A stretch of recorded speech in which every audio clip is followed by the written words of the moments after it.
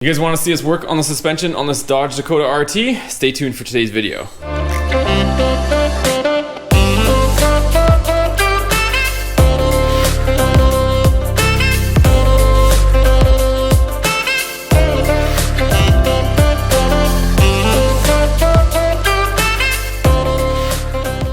Alright guys, today's video we're going to be working on Jason's Dodge Dakota RT.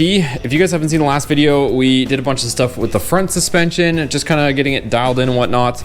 And in this video, we're working on the rear suspension. So if you guys have been with the channel for a little while, we did a bunch of stuff to the back end of this Dakota RT previously.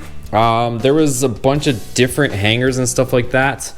And I can show you guys there. Boom, I'll hit the lights. So we put these, which were the Western chassis front hangers, and they're adjustable. They got 3 positions, but we were running into issues. We noticed that the springs were really twisted, and hopefully you guys can see this. I got a bit of a fisheye lens on this camera, but if you look here, the spring does this weird twist, and we kind of relieved it a little bit, but it's kind of like on an angle here. And if you look on this side, you can see it even more probably. See how the spring is like this? It's twisted, and part of the reason why we found is these brackets actually sit out further from the frame. So essentially our springs are like headed in this direction, and on this side it's on this direction. The distance from the frame rail to where the spring mounts is different, and it's further out in the front. So we've got these ones from Beltec we're gonna throw on the fronts. This is a stock front. Jason has his stock front ones. So technically speaking, this is where the stock front would go, and we're gonna put this here. So it's gonna drop our front spring pretty significantly, actually, like a few inches. So we're gonna throw these on there and see how it looks, because unfortunately these ones are doing some funky stuff with our springs. So let's go ahead, we'll get to work, and we'll get wrenching.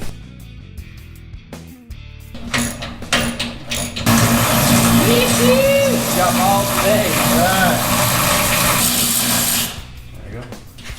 Just like that, the Western chassis one is on the ground. Actually, let me compare this. I'll show you guys the difference and why we're going through this whole hassle. Okay, so hopefully you guys can see the difference. This one is a lot taller, and right here is a lot higher. So if I put them like this, look at that.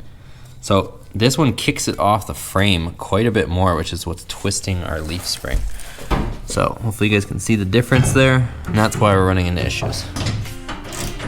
Okay guys, so we got all our hardware in here, tighten the bejesus out of it. She's nice and tight. And now we're just gonna throw our bolt in on our leaf, and the leaf spring's already sitting flat. So as soon as we relieved it of the pressure from it twisting, from those Western chassis ones, you can see our leaf spring is now flat instead of being all twisted. So we're gonna be able to get this thing back in order. And again, as a reference, look at that. You can see it turned. So we just took our bolt out, and we're gonna take this hanger off and replace it with the Beltec one.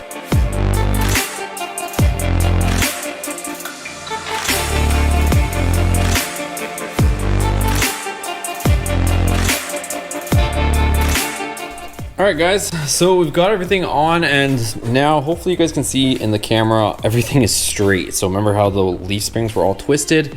They're all on now, and I do have to make one correction. I believe I did say that these Beltecs may have been rear hangers, but they are in fact front hangers. I did have to go check my own truck, because I know Beltec makes different ones for the front and the back, but these are in fact front hangers. Jason picked up a kit from somebody a while back, and somebody said that they were, or told him that they were the rears, but they are the front. They're the same as what's on my truck. So everything's good back here. We got a couple more goodies that we're gonna put on. We do have to put the wideband O2 on here, the AEM one. So I'm gonna switch that out right here. So we'll put in our new wideband, and I'm gonna zip tie it up. And then he does have a X brace, so I'm gonna do a complete review on that separately, but I'll show you guys the gist of it in this video as well. Got the AEM gauge, so I'm gonna get the sensor out of here and we'll install this too. So we had a bunch of stuff. Jason had a bunch of this X brace stuff from Hypotech, but it looks like we're missing a transmission mount, so not gonna put that on today. And I just finished our O2 sensor, so I put it in, wired it up. Our wires are hanging here, so truck can go down. We're gonna put my 17-inch RT wheels on here for now, until Jason's other wheels get put on the truck. So We're gonna put those on as well, but I gotta put this down so I can feed it into the cab and wire up the rest of the gauge. So let's do that now. So here's inside the truck. This is the gauge that we're taking off, the Innovate one. It doesn't seem to be working for us, so I gotta pop this off so I can swap out the gauge and the wiring as well. Woo, we're down here pulling the wire through, but we got her through. Okay, we got action on the gauge, you guys, so let's go ahead and put the wheels on and finish this thing up. Okay, boys, so we got my 17-inch Dakota RT wheels on here, and moment of truth. We're gonna see what she looks like. Let's go.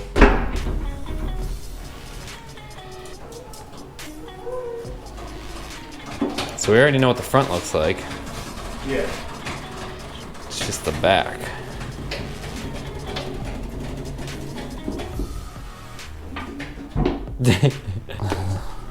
It's hard to tell because these wheels are so small compared to before.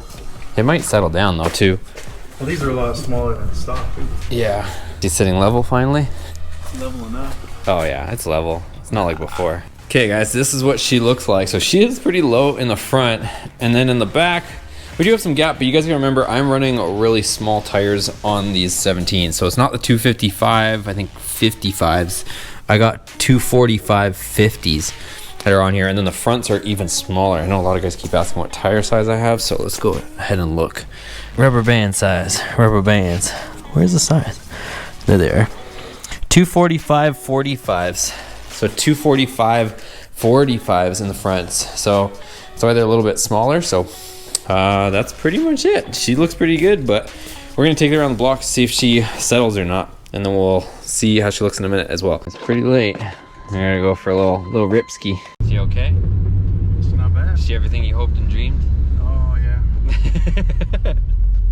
Now she's only prettier. All 350 horse of her.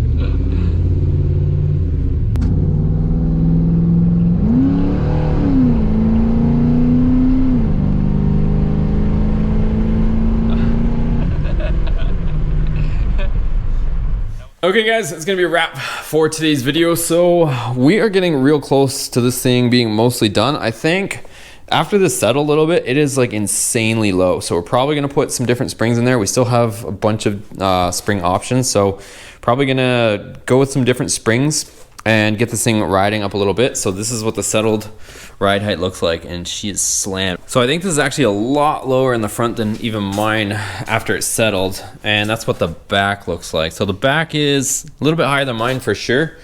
And what do you guys think? Let me know in the comments down below what you guys think of these seats. Should one of us try to stuff these into the Dakota? One of the things is I don't know if I mentioned on the last one, but we're gonna have to do something with the rails because it completely mounts differently on the SRT4 versus the Dakota. So it does have the same system where it has like this hook in the front and the back is flat, but it's off to the side on the Dakota. And then we also have Hotchkiss sway bars, new ones in the package. So might end up throwing these on the blue Dakota because this one already has it, but Jason has another set. So we might get to that, and lots of stuff on the way, you guys. So if you guys like this video, make sure you give it a thumbs up. Any questions on any of the stuff you guys saw, you guys know what to do. Comments down below, and we'll see you guys on the next video.